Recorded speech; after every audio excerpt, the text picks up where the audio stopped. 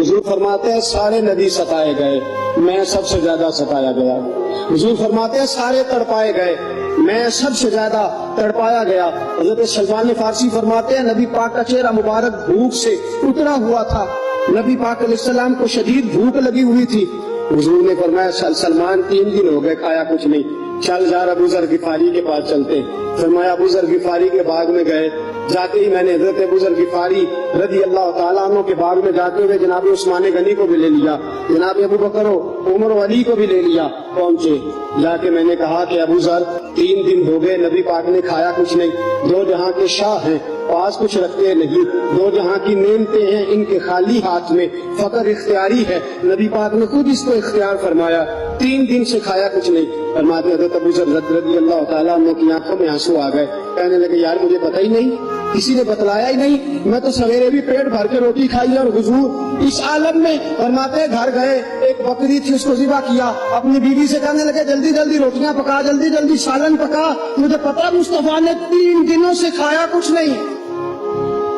دوستو عرب کی گرمی دنیا میں مشہور ہے، صبح کا روزہ رکھا ہے نا آپ نے، اور اب ظہر کے بعد اٹھنا مشکل ہو جاتا ہے، عصر کے بعد بولنا مشکل محسوس ہوتا ہے، لیکن میرے دوستو 3 دن کا روزہ بغیر افطاری کے روزہ، میرے نبی کریم علیہ السلام کے صحابی اپنی بیوی سے کہتے ہیں جلدی کر 3 دن ہو گئے حضور نے کھایا کچھ نہیں۔ آپ کی بیوی نے جلدی سے روٹی پکانی شروع کر دی، سالن تیار۔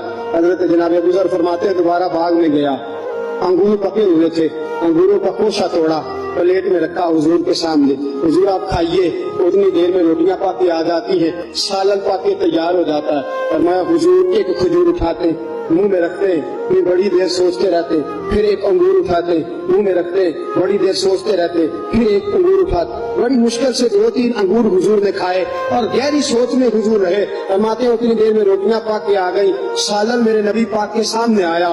جب روٹیاں پاک کے آئیں، سالن سامنے آیا، حضرت سلمان فرماتے ہیں حضور نے ایک روٹی اپنے ہاتھ پہ رکھی، 2-3 بوٹیاں اٹھا کے رکھی، چاروں کونوں سے روٹی لپیٹ کے حضرت سلمان کے ہاتھ میں دے دی۔ فرمایا سلمان جا فاطمہ کے گھر دے آ، میں نے 3 دن سے کچھ نہیں کھایا، فاطمہ نے 7 دن سے کچھ نہیں کھایا، میری بیٹی فاطمہ 7 دن ہو گئے سیدہ بھوکی ہے۔ تو عزت والے نبی کی عزت والی بیٹی 7 دنوں سے گھر میں بھوکی بیٹھی ہے، وہ شکایت نہیں کرتی، وہ لبوں سے بولتی کچھ نہیں، وہ جانتی ہے میرا باپ دین کی تبلیغ میں نکلا ہے۔ میرے رسول پاک صلی اللہ علیہ وسلم نے فرمایا گھر جا